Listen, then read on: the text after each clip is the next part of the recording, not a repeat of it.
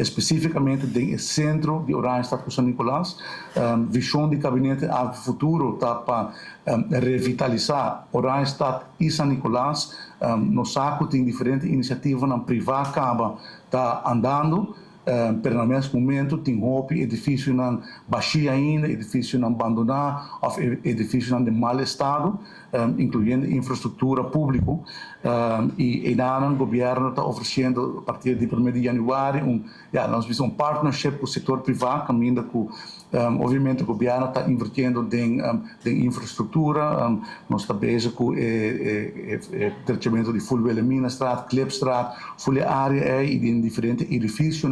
pero também nós queremos que tenha Ministério tem push para o setor privado, para dono de edifício, e que tenha edifício, também há motivação para invertir no edifício ou vender a uma pessoa que está interessada para desenvolver isso aqui. O edifício não está baixo, abandonado, de mau estado, e ora o papo que o dono do edifício não está bisabo que está algum de challenges não para não por renovar o edifício, não. E nós de parte do governo nós temos interesse e o governo que no futuro quer para o período de governação aqui nós põe turnos edifícios na back na Glória, que nós temos centro de cidade tanto na Oranjestad como São Nicolás, que está lugar agradável para fazer negócio, agradável para gente viva, agradável para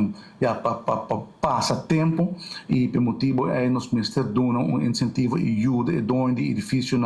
para fazer inversão aqui também assim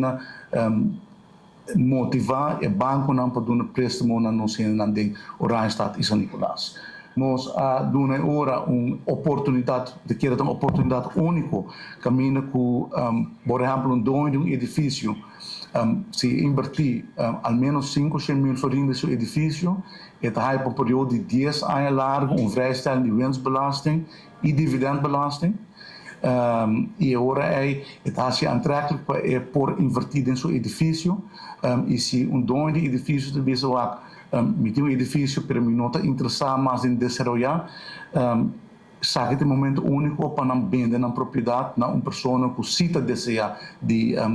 desenvolver isso aqui, e nós procurar quando o beleid tem incentivo especial para esse não que